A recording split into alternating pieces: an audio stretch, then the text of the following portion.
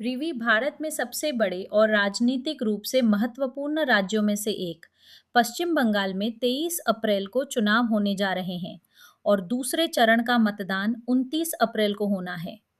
गुरुवार को हुए चुनावों के बाद अब सारा ध्यान इस पूर्वी राज्य पर केंद्रित हो गया है। फिलहाल ये राज्य एक निराशाजनक तस्वीर पेश कर रहा है।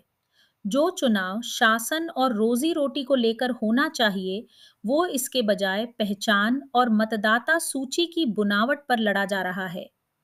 वाम मोर्चा से सत्ता छीनने के बाद तृणमूल कांग्रेस 3 बार से सत्ता में है।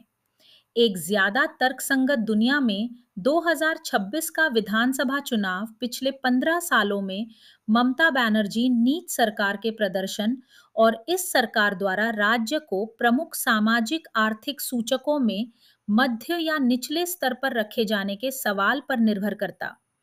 फिर भी हालिया अतीत में इस राज्य में मतदाताओं की पसंद तय करने में शासन लगभग कभी भी मानदंड नहीं रहा है और ये चुनाव भी अपवाद प्रतीत नहीं हो रहा है। ये राज्य उन 1 दर्जन राज्यों में शामिल है जहां भारत निर्वाचन आयोग ने विशेष गहन पुनरीक्षण एसआईआर कराया।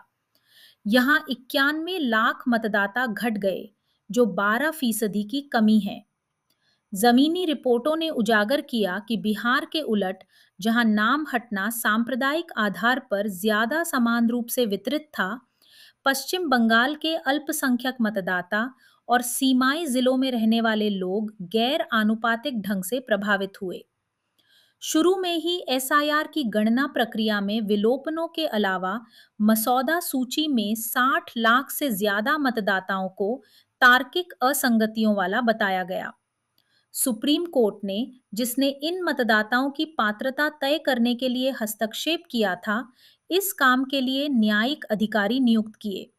लेकिन इस प्रक्रिया का नतीजा 27 लाख मतदाताओं का मताधिकार छीनने के रूप में सामने आया। इन्हें अब न्यायाधिकरणों पास जाने का विकल्प दिया गया है। इस बात को लेकर कोई स्पष्टता नहीं है कि न्यायाधिकरण की प्रक्रिया चुनाव से पहले समाप्त होगी या नहीं।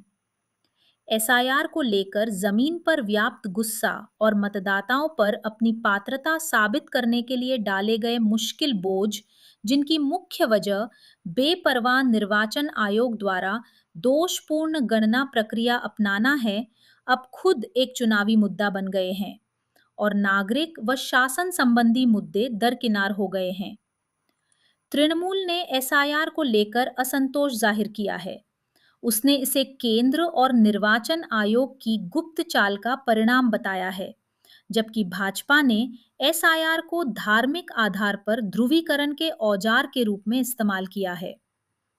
पश्चिम बंगाल को एक ऐसी राजनीति की सख्त जरूरत है जहां मुकाबला मुख्यतः कृषि और सेवा पर आधारित अर्थव्यवस्था में रोजगार वाली औद्योगिक वृद्धि हासिल करने के सवाल पर हो, न कि मतदाताओं की धार्मिक व भाषाई पहचानों पर।